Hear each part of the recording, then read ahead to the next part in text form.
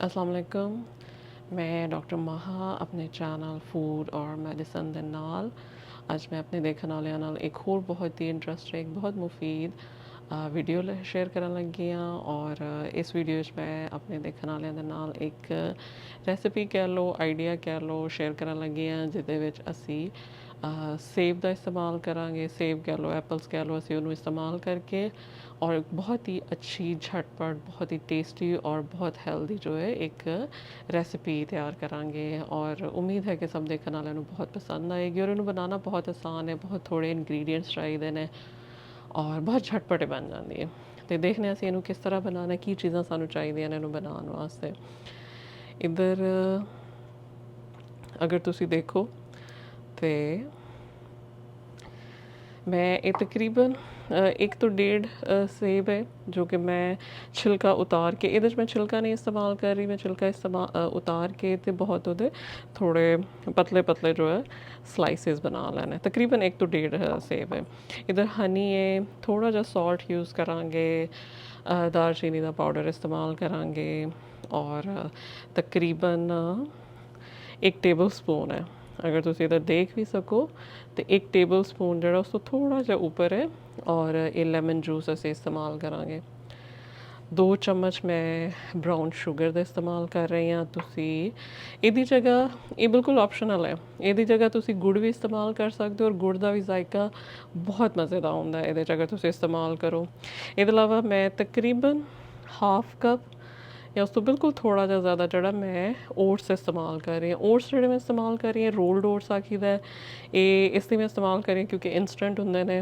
और बहुत जल्दी जड़ा कुक हो जाते हैं लेकिन इहदी जगह तो तुसी स्टील कट ओट्स जड़े ने वो भी यूज़ कर सकते हो वो भी मैं इस्तेमाल किए ने और टेस्ट बहुत ही अच्छा होंदा है और इधर 1/3 कप जड़ा मैं आटा इस्तेमाल कर रही हाँ तुसी मैदा भी इस्तेमाल कर सकते हो आटा भी इस्तेमाल कर सकते हो मैं गंदम का आटा इस्तेमाल कर रही हूँ और इधर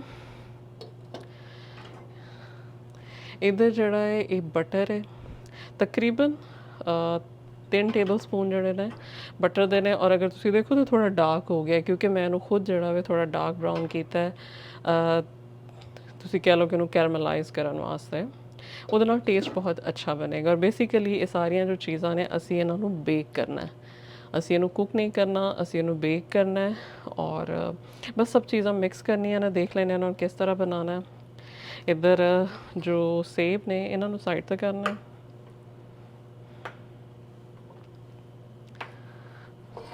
ਸੇਬ ਨੇ ਇਹਨਾਂ 'ਚ ਤਕਰੀਬਨ 2 तो 3 चम्मच जी तुसी शहद ऐड कर दो ये ऑप्शनल है इधर तुसी शहद इस्तेमाल कर सकते हो तुसी मेपल सिरप भी इस्तेमाल कर सकते हो और एक होर चीज़ जो मैं इस्तेमाल नहीं करती वो वे वनीला एक्सट्रैक्ट का टेस्ट कुछ लोगों को पसंद होंदा है कुछ को नहीं होंदा इसलिए ऑप्शनल है अगर तुसी पसंद करते हो तो तुसी तकरीबन हाफ टी स्पून जड़ा वनीला एक्सट्रैक्ट या वनीला पाउडर ऐड कर सकते हो लेकिन एक्सट्रैक्ट जो लिक्विड होंदा है तो ये वास्ते ज़्यादा बैटर होएगा इधर असी हनी ऐड कर देना तकरीबन 2 तो 3 चम्मच जड़ा या अपने टेस्ट के मुताबिक तुसी ऐड कर सकते हो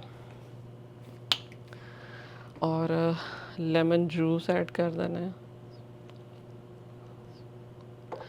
और इन्हों असी अच्छी तरह मिक्स कर लेना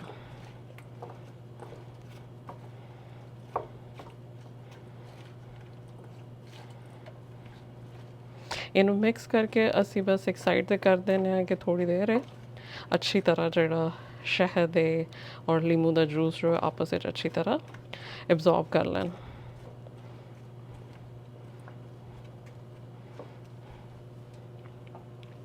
बस इन्हों असी साइड पे करने एक दूसरे बोल है असी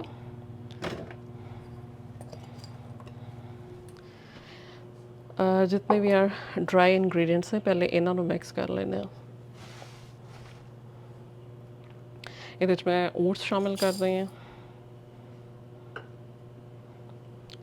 आटा ऐड कर दो और चीनी ऐड कर दो एक पिंच जड़ा वे तुसी थोड़ा जा सॉल्ट का ऐड कर सकते हो इतना को अगर तो टेस्ट थोड़ा ज़्यादा अच्छा लगता है तो तुसी ज़्यादा भी ऐड कर सकते हो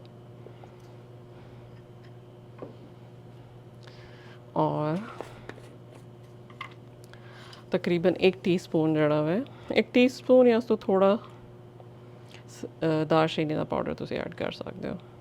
दालचीनी का पाउडर ज़्यादा भी हो सकता है, घट भी हो सकता है, थोड़े टेस्ट के मुताबिक। बस इन्हों असी थोड़ा जा मिक्स करने आ।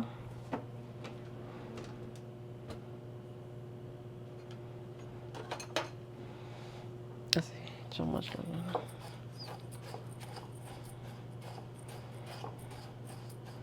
और हुण इहदे ते असी अपना जो बटर है या जो मक्खन है उन्होंने असी डाल देने आ।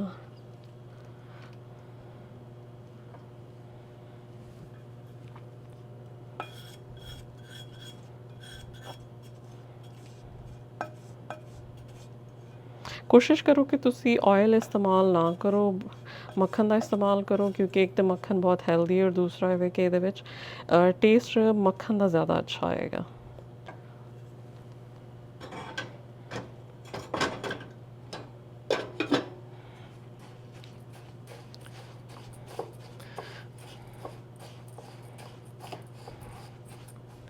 एक बहुत अच्छा क्रंच जड़ा वे वो ऊपर आ जाएगा सेब दे ऊपर।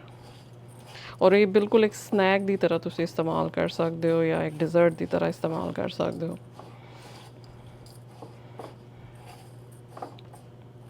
बटर जड़ा वे ऑप्शनल है, तुसी ज़्यादा भी इस्तेमाल कर सकते हो अगर तुहानू लगदा कि तुसां ज़्यादा इस्तेमाल करना। मैं बस इतना ही इस्तेमाल कर रही हूँ, लेकिन अगेन ये ऑप्शनल है। कोई भी चीज़ हार्ड एंड फास्ट रूल नहीं है। तुसी अपने साइज़ से कि कितना तुसी बनाना है, ज़्यादा बनाना है, थोड़ा बनाना है, अपने टेस्ट के मुताबिक तुसी हर चीज़ को ज़्यादा और थोड़ा कर सकते हो। एक कोई हार्ड एंड फास्ट रूल नहीं है ना। बस इन्होंने चीज़ों को असीं कंबाइन करने।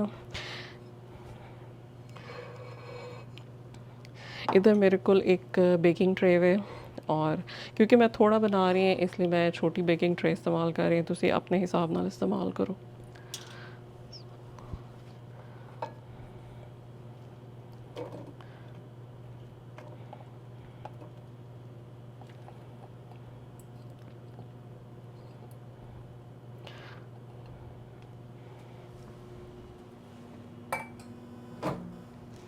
बस यदि एक अच्छी सी लेयर लगा दो सेब दी।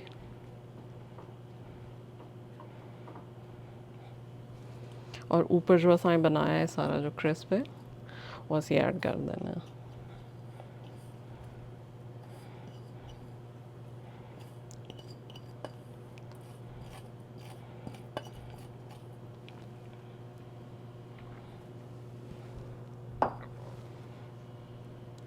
और थोड़ा जो प्रेस कर दो।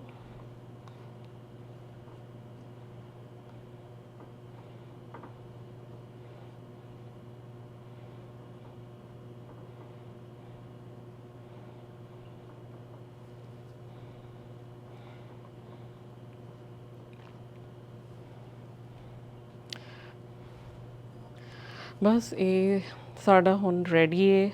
इनू असी बेक करांगे। ओवन जड़ा है वो प्री हीट हो रहा है 350 डिग्री फ़ारेनहाइट ते। और इहदा जो कुकिंग टाइम है तकरीबन 40 तो 45 मिनट है अगर तुसी 350 ते ही कर दो। लेकिन मैं की करांगी कि मैं 30 मिनट्स जड़े ने अद्धे घंटे वास्ते मैं इनू 350 ते ही बेक करांगी। लेकिन जेडे नेक्स्ट 5 मिनट्स ने 5 या 10 मिनट जड़ा मैं इनू 400 ते बेक करांगी ताकि जड़ा ऊपर जितना ओट्स है ये सारे जड़े ताकि मज़ीद थोड़ा क्रिस्पी हो जाए, क्योंकि मैंने थोड़ा क्रिस्पी पसंद है। अगर तुहानू ज़्यादा क्रिस्पी पसंद नहीं तो तुसी 350 ते ही 40 तो 45 मिनट इनू पका सकते हो। अगर क्रिस्पी थोड़ा ज़्यादा पसंद है, ज़्यादा थोड़ा कैरमलाइज भी होंदा है और ज़्यादा क्रिस्प आ जाता है, तो वो वास्ते तुसी फिर 400 डिग्री ते करके ते तकरीबन 5 तो 10 मिनट जड़ा वे वो तुसी कुक मज़ीद कुक कर सकते हो। लेकिन प्लीज़ उन्होंने चेक ज़रूर करना, ये ना हो कि वो बर्न हो जाए, इसलिए उन्होंने देखना बहुत ज़रूरी है।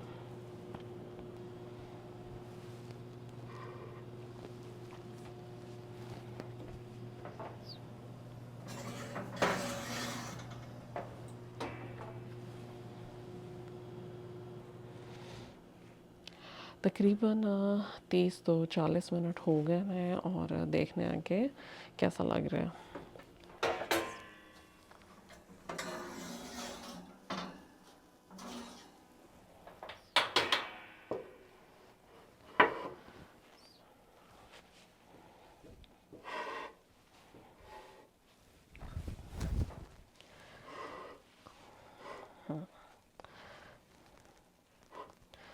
अगर तुसी देख रहे हो, अगर थोड़ा जा करीब तो होर देखो तो तुसी देख सकते हो कि कितना खूबसूरत ਇਹਦਾ कलर आया है, बहुत खूबसूरत मज़े का एक क्रंच बन गया है। साइडा तो देखो तो सारा जो कैरमल है, इसका मतलब है कि नीचे सारा कुछ बहुत अच्छी तरह जो है कैरमलाइज हो गया है, और ये भी बहुत अच्छा क्रंच जो है फील हो रहा है कि बहुत अच्छा क्रंची जा हो गया।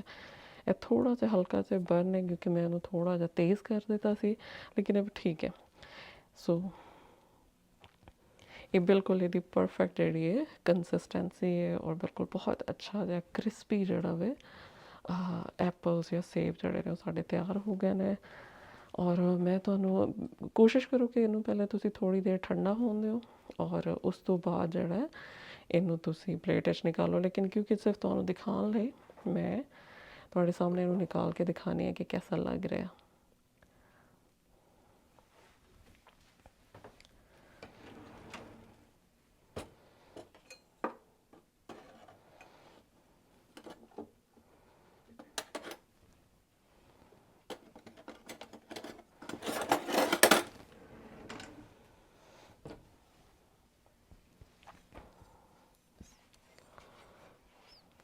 बहुत एहतियात दे नाल तुसी इनू निकालो अगर तुसी गरम गरम निकाल रहे हो।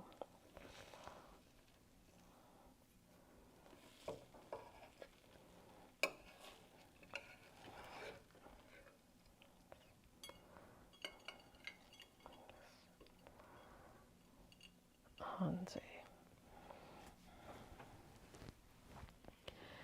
ਇਹ ਅਗਰ ਤੁਸੀਂ ਦੇਖ ਸਕੋ ਤੇ ਇਹ ਦੇਖੋ ਸਾਡੇ ਸੇਬ ਜਿਹੜੇ ਨੇ ਉਹਨਾਂ ਦਾ ਥੋੜਾ ਜਿਹਾ ਹਲਕਾ ਹਲਕਾ ਕਲਰ ਜਿਹੜਾ ਹੈ ब्राउन है, लेकिन उन्होंने अपना जो ओरिजिनल कलर है वो बिल्कुल वैसा ही है। बिल्कुल वैसा तो नहीं, थोड़ा बहुत चेंज, लेकिन बहुत अच्छा कलर है। ऊपर सारा जड़ा कैरमलाइज हो गया। इधर देखो कितना अच्छा खूबसूरत कैरमल कलर आया है। ये बहुत ही क्रंची और सेब साढ़े जड़े ने सॉफ्ट हो जाते हैं, और बहुत अच्छा टेस्ट आएगा इंशाल्लाह ताला। तुसी इन्हू ज़रूर ट्राई करो, और तुसी अपना एक्सपीरियंस ज़रूर शेयर करना कि तुहानू ये कैसा लग्या। और अगर कोई सवाल होए तो तुसी ज़रूर पूछ सकते हो।